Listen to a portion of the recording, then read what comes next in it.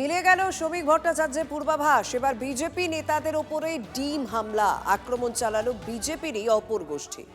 গেরুয়া ব্রিগেডের গোষ্ঠীদ্বন্দ্বে কোচবিহারের শীতলকুচিতে ধুন্ধুমার অবস্থা। স্থানীয় বিজেপি নেতৃত্বের একাংশের বিরুদ্ধে দুর্নীতিগ্রস্ত তৃণমূল নেতাদের সঙ্গে আঁতাতের অভিযোগ তুলে বিক্ষোভ বিজেপি কর্মীদের একাংশের।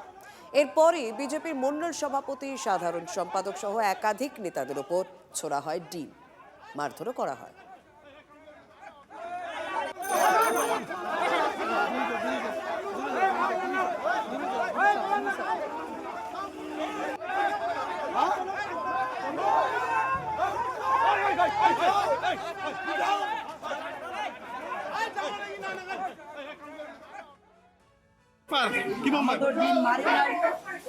আমার কথা হচ্ছে, যে কোনো নেতা হোক, কারমানি খাওয়া চলবে না, কারমানি খাবে তার আমরা দেখিয়ে কথা বলবো। মানে কারা কাটমানি তুলেছে? যে কারমানি খাবে এই অঞ্চলে তার কোনো খাই না। কাটমানি খাওয়া নেতাদের আমরা ছোট শালবাড়ি অঞ্চলে আমরা প্রশ্রয় দিব।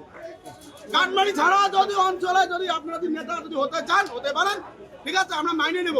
কাটমানি খাইলে তলে তলে কাটমানি খাবেন আপনারা, শুধু খেয়ে যাবেন, কোনো একটা বিচার ন্যায্য বিচার হবে না, ওটা আমরা মেনে নেব।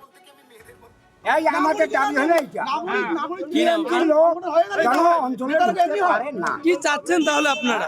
আমরা উন্নয়ন করবো, আমরা নতুন করিয়ে সংগঠন করবো, উন্নয়ন করবো, উন্নয়নে হাত দিব। মানে নতুন চাচ্ছেন? নতুন যাচ্ছে।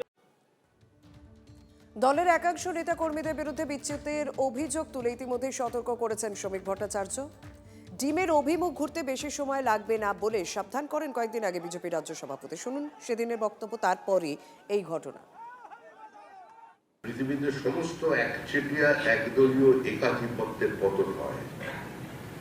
আজকে আমরা 207 এই শরীরী ভাষা নিয়ে যদি আমাদের দলের কেউ নেমে পড়ে ময়দানে, তাহলে পরিণতি কিন্তু অত্যন্ত বিপজ্জনক হবে।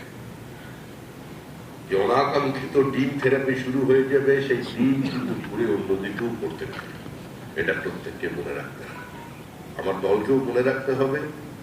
আর যারা নতুন নতুন আমাদের দলে এসে গেছেন, হঠাৎ তাদের মধ্যে একটা নতুন কিছু করার, নতুন কিছু পাওয়ার চিন্তা ভাবনা এসে গেছেন, সেই সনাতনীরাও একটু সাবধান হবে।